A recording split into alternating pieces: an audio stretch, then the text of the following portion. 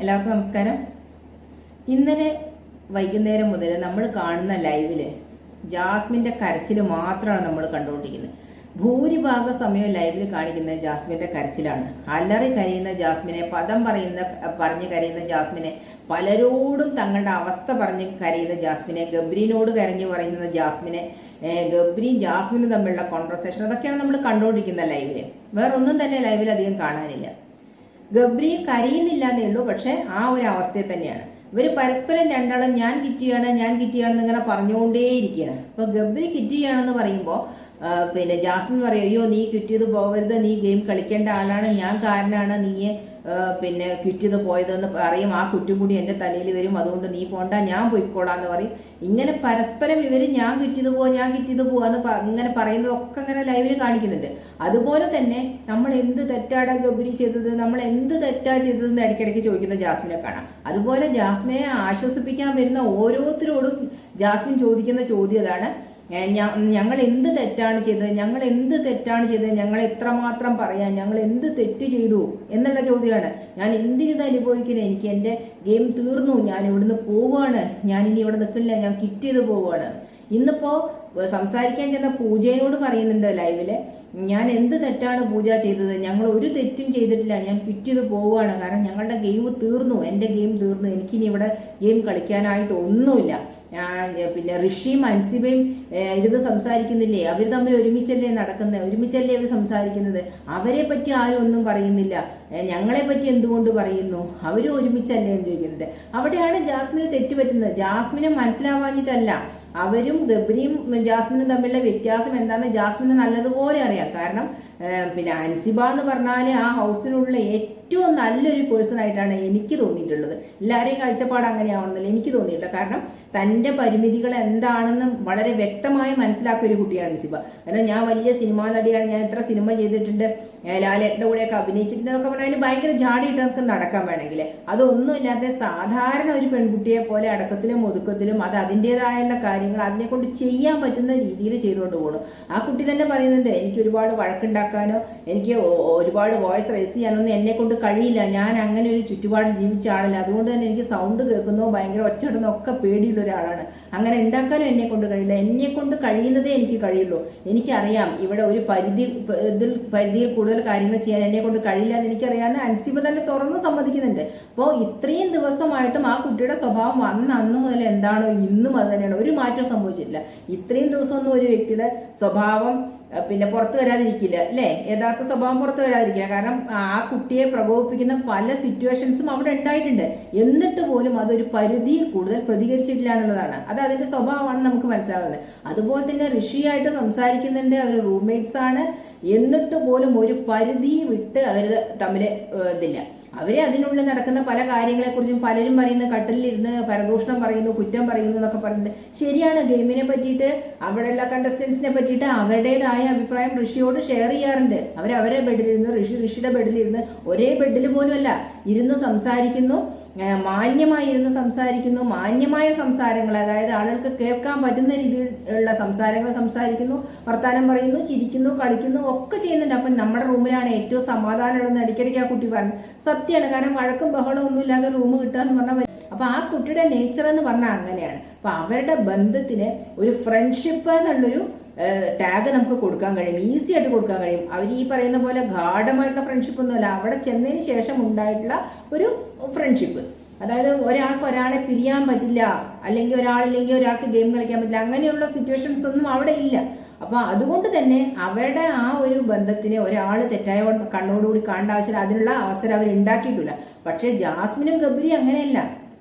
ജാസ്മിനും ഗബ്രിയും ഇപ്പോൾ ലാലേട്ടൻ ചോദിച്ചതുപോലെ തന്നെ അതിനുള്ള കണ്ടസ്റ്റൻസിന് തന്നെ അവരുടെ ബന്ധം എന്താണെന്ന് ഡിഫൈൻ ചെയ്യാൻ കഴിയുന്നില്ല, അവർക്ക് കഴിയുന്നില്ല, അതിനുള്ള മറ്റ് കണ്ടസ്റ്റൻസിന് കഴിയുന്നില്ല. പലരും പറയുന്നത്, ചിലർ പറയുന്ന അഭിനയമാണ്, ക്യാമറയ്ക്ക് വേണ്ടിയിട്ട് ഇവർ അഭിനയിക്കുക പറയും, പ്രേക്ഷകരെ പറ്റിക്കുക എന്ന് പറഞ്ഞു. ചിലർ പറയുന്നു ഇവർ ആദ്യം ഫ്രണ്ട്ഷിപ്പായി തുടങ്ങി പിന്നീട് അത്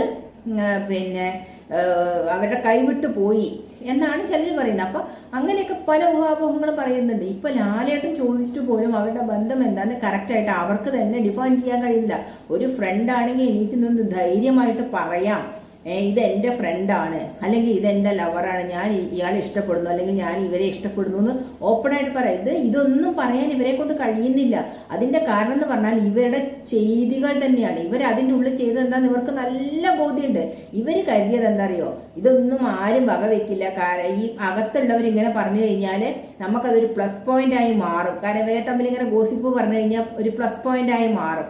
അപ്പോൾ പുറത്ത് നല്ല സ്വീകാര്യത കിട്ടും എന്നൊക്കെയാണ് ഇവർ കരുതിയത്. പക്ഷേ ഇവർ ഈ അകത്ത് കാണിച്ചു കൂട്ടുന്നത് മുഴുവൻ നാട്ടുകാർ കണ്ടിട്ട് അവരതിനെ വിലയിരുത്തി എന്നുള്ളത് ഇവർ മനസ്സിലാക്കുന്നില്ല. കാരണം സാധാരണ ഒരു ഫ്രണ്ട്ഷിപ്പിൽ ഉണ്ടാവുന്ന തരത്തിലുള്ള ബിഹേവിയർ അല്ല ഇവരുടെ ഭാഗത്തു നിന്ന് ഉണ്ടായിട്ടുള്ളത്. പലപ്പോഴും ഇവരുടെ സംഭാഷണങ്ങളും അങ്ങനെ അത് മനസ്സിലാക്കി കൊടുക്കാൻ വേണ്ടിയിട്ടാണ് ലാലേട്ടൻ ഇന്നലെ ഇവർ തമ്മിലുള്ള പല സംഭാഷണങ്ങളും അടങ്ങിയ ക്ലിപ്പിംഗ്സ് ഇവർക്ക് കാണിച്ചു കൊടുത്തത്. കാരണം ഇവർ ചിലപ്പോൾ പറയും ഐ ലവ് യു എന്ന് പറയും, ചിലപ്പോൾ പറയും പിന്നെ നമ്മൾ കട്ട ഫ്രണ്ട്സാണ് എന്ന് പറയും. അങ്ങനെ ഓരോ സമയത്ത് ഇവർ തന്നെ അത് അവരുടെ ബന്ധത്തെ മാറ്റി മാറ്റി പറയണേ. പക്ഷെ ഇവർ ചെയ്യുന്നത് എന്താണ്? കടിക്കുക, അടിക്കുക, ഉമ്മ വെക്കുക, കെട്ടിപ്പിടിക്കുക. അപ്പൊ ഇതൊക്കെ ഒരു സാധാരണ ഫ്രണ്ട്സ് ചെയ്യുന്ന കാര്യമാണോ? അല്ല. അപ്പൊ അതിലും ഡീപ്പായിട്ടുള്ള എന്തോ ബന്ധമുള്ളത് കൊണ്ട് തന്നെയാണ് അങ്ങനെ ചെയ്യുന്നത്.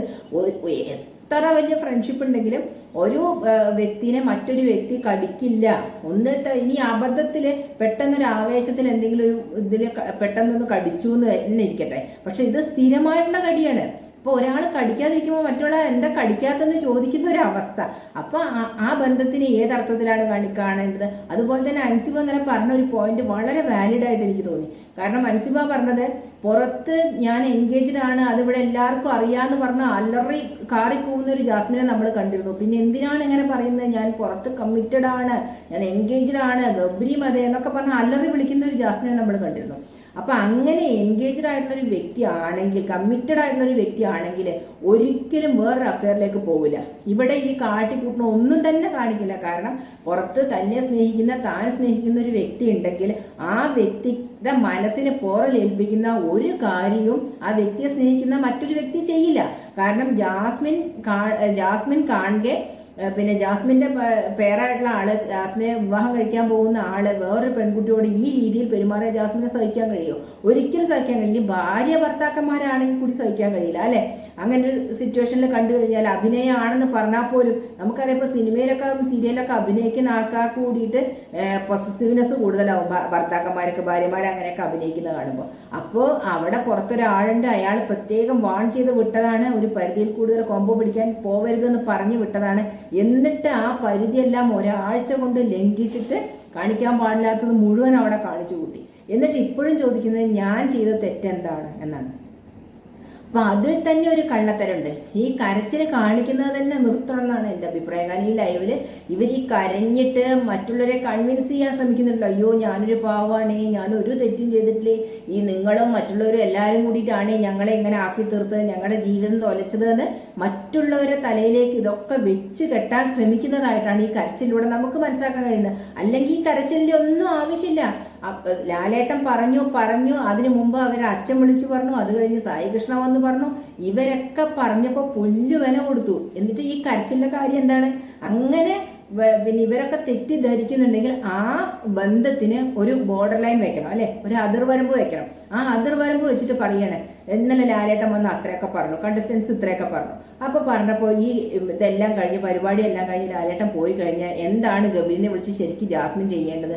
നല്ലൊരു പെൺകുട്ടിയാണ് എന്നുണ്ടെങ്കിൽ അവൾ എന്താ ചെയ്യേണ്ടത് അറിയോ? ശരി ഗബ്രി, നമ്മൾ ഇത്ര നാളും ഗെയിം കളിച്ചു, ഇതിവിടെ വെച്ച് നമുക്ക് സ്റ്റോപ്പ് ചെയ്ത് നമുക്ക് രണ്ടായിട്ട് നമ്മുടേതായിട്ടുള്ള ഗെയിം കളിച്ച് നമുക്ക് മുന്നോട്ട് പോകാം. നമ്മൾ ഗെയിമിനായിട്ടല്ലേ ഇവിടെ വന്നത്, നമുക്ക് രണ്ടായിട്ട് ഗെയിം കളിച്ച് പോവാം. ആ സ്നേഹം അവിടെ ഇരുന്നോട്ടെ, കുഴപ്പമില്ല, നമ്മുടെ മനസ്സിലുള്ള സ്നേഹം അവിടെ ഇരുന്നോട്ടെ. പക്ഷെ നമുക്ക് കൂടുതൽ ആ ഇന്റിമസി വേണ്ട. നമുക്ക് നമ്മുടേതായിട്ടുള്ള കളി കളിക്കാമെന്ന് പറയാം. അവിടെ ഒറ്റപ്പെട്ട് നിൽക്കുന്ന എത്രയോ വ്യക്തികളുണ്ട്. ജിൻഡോനെ എല്ലാവരും കൂടി ഒറ്റപ്പെടുത്തിയത് ഇവരാരും ഓർക്കുന്നില്ലേ? ഒറ്റയ്ക്ക് ഒരു മനുഷ്യൻ ഒരാളോട് സംസാരിക്കാൻ പോലും ഇല്ലാതെ തരണം ചെയ്തിട്ട് ഇതിനു മുമ്പുള്ള പല സീസണുകളിലും പല ആളുകളും അങ്ങനെ ഒറ്റപ്പെടുത്തിയിട്ടുണ്ട്. ഒരാളോട് സംസാരിക്കാൻ പോലും ഇല്ലാത്ത ഒരു സാഹചര്യത്തിൽ എത്തിച്ചേർന്ന പല കണ്ടസ്റ്റൻസ് ഉണ്ട്. അവരതിനൊക്കെ മറികടന്നിട്ട് ആ ഹൗസിനുള്ളിൽ നിന്നിട്ടുണ്ട്. അപ്പൊ അതുകൊണ്ട് തന്നെ പിന്നെ ജാസ്മിനെ പോലെ ഒരു പെൺകുട്ടിക്ക് അതിൻ്റെ ഉള്ളിൽ വേറൊരു ഫ്രണ്ട്ഷിപ്പ് ഉണ്ടാക്കിയെടുക്കാൻ അത്ര പാടൊന്നുമില്ല. വളരെ ഈസിയാണ് ജാസ്മിൻ വിചാരിച്ചു കഴിഞ്ഞാൽ. വേറൊരു ആരെങ്കിലും ആയിട്ട് കമ്പനി അടിക്കാൻ എളുപ്പമാണ്. പക്ഷേ ഇപ്പോഴും അവർ കരുതുന്ന ഇവർ രണ്ടാളും കൂടി കൂടി നിന്നാലേ ആ ഗെയിം ആവുള്ളൂ എന്നാണ്. അതാണ് എൻ്റെ ഗെയിം തീർന്നു എന്ന് പറഞ്ഞ് കരയുന്നതും കിട്ടിയാൻ പോകുന്നു എന്ന് പറയുന്നതിൻ്റെ കാരണം ഇവർ രണ്ടും ഒരുമിച്ച് നിന്നിട്ടില്ലെങ്കിൽ ഇവർക്ക് ഗെയിം കളിക്കാൻ കഴിയില്ല എന്നുള്ളൊരു ധാരണ വരെ രണ്ടുപേരുടെ ഉള്ളിൽ വന്നിട്ടുണ്ട്. ഒറ്റയ്ക്ക് നിന്ന് മുന്നേറാൻ ഇവർക്ക് കഴിയില്ല എന്നൊരു ധാരണ ഇവർക്ക് വന്നിട്ടുണ്ട്. അവിടെയാണ് ഇനി എനിക്കൊന്നും ചെയ്യാൻ കഴിയില്ല. അപ്പൊ ഇവര് മുൻകൂട്ടി പ്ലാൻ ചെയ്തതാണ്. ഇവിടെ വന്നിട്ട് ഇത്തരത്തിലുള്ളൊരു ഗെയിം കളിക്കണം എന്ന് ഇവര് മുൻകൂട്ടി പ്ലാൻ ചെയ്തതാണ്. ആ പ്ലാനാണ് അവർ ശരിക്കും അതിൻ്റെ ഉള്ളിൽ നടപ്പാക്കിയത്. അത് പാളിപ്പോയി. ഇനി എന്ത് ചെയ്യണമെന്ന് രണ്ടു പേർക്കും അറിയില്ല. ആ പകപ്പിന്റെ കരച്ചിലാണ് ഇവർ കരയുന്നത്. അല്ലെങ്കിൽ കരയേണ്ട ഒരു ആവശ്യമില്ല. കാരണം ഇതൊരു ഗെയിമാണ്, അതൊരു ഗെയിം ഷോയാണ്, ഒരു റിയാലിറ്റി ഷോയാണ്. ജീവിതത്തെ ഒരു തരത്തിലും ബാധിക്കുന്നതല്ല.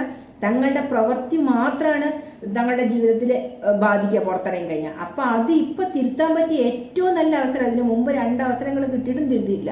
ഇപ്പൊ അതിന് ഏറ്റവും പറ്റിയ അവസരം. കാരണം മറ്റുള്ളവർ പറയുമ്പോൾ പറയാം, ലാലേട്ടൻ വരെ ഇങ്ങനെ വന്ന് പറഞ്ഞു, അങ്ങനെയാണെങ്കിൽ ഞങ്ങൾ ഒറ്റയ്ക്ക് കളിക്കാം, ഞങ്ങൾ അത് തീരുമാനിച്ചു എന്ന് പറഞ്ഞ് മറ്റുള്ളവരുടെ മുമ്പിൽ, പുറത്തും അകത്തുമുള്ള ആളുകളുടെ മുമ്പിൽ ശരിക്കും മുഖം രക്ഷിക്കാനുള്ള ഒരു നല്ല അവസരമായിരുന്നു. പുറത്ത് ഒരുപാട് പേര് ജാസ്മിനെ സപ്പോർട്ട് ചെയ്യുന്നുണ്ട്. കാരണം ഒറ്റയ്ക്ക് കളിക്കുകയാണെങ്കിൽ ജാസ്മിൻ നല്ലൊരു ഗെയിമറാണെന്ന് എല്ലാവരും പറയുന്നുണ്ട്. നല്ല പ്രേക്ഷക പിന്തുണ കിട്ടുകയും ചെയ്യും. അങ്ങനെ ഒറ്റയ്ക്ക് നിന്ന് കളിക്കുകയായിരുന്നു ശരിക്കും ഇന്നലെ വേണ്ടിയിരുന്നത്. അതിന് പകരം ഇന്ന് ഒരു ദിവസം മുഴുവനും കരഞ്ഞ് എല്ലാവരുടെയും സഹതാപം പിടിച്ചു പറ്റാനുള്ള ശ്രമമാണ്, അകത്തും പുറത്തുള്ള ആളുകളുടെ സഹതാപം പിടിച്ചു പറ്റാനുള്ള ശ്രമമാണ് ജാസ്മിനും ഗബ്രിയും നടത്തിക്കൊണ്ടിരിക്കുന്നത്. അത് എന്തായാലും പ്രേക്ഷകർക്ക് ഇഷ്ടാവില്ല. കാരണം എല്ലാവരും പറയുന്നത് എന്തിനു കരയുന്നു, അതിന് മാത്രം ഒന്നും സംഭവിച്ചിട്ടില്ല. ഇതൊരു റിയാലിറ്റി ഷോയാണ്, ഇങ്ങനെയൊക്കെ ഉണ്ടാവുന്ന അറിഞ്ഞുകൊണ്ട് വന്ന വ്യക്തികളാണ്. അപ്പൊ കരയേണ്ട ഒരു കാര്യവുമില്ല. ബോൾഡായി നിന്നിട്ട് അവനവന്റെ കളി മാന്യമായി കളിച്ചു പോവുക. ജനങ്ങളെ തെറ്റിദ്ധരിപ്പിക്കാതെ, വിഡ്ഢികളാക്കാതെ, മറ്റു കൂടെയുള്ളവരെ തെറ്റിദ്ധരിപ്പിക്കാതെ, വിഡ്ഢികളാക്കാതെ അവനവന്റെ ഗെയിം മറ്റുള്ളവർ കളിക്കുന്നത് പോലെ മാന്യമായി നിന്ന് കളിച്ചു പോവുക. അതിന് ശ്രമിക്കാതെ വീണ്ടും ജനങ്ങളെ പറ്റിക്കാനുള്ള പരിപാടിയാണ് ഈ കരച്ചിൽ എന്നാണ് എനിക്ക് തോന്നുന്നത്.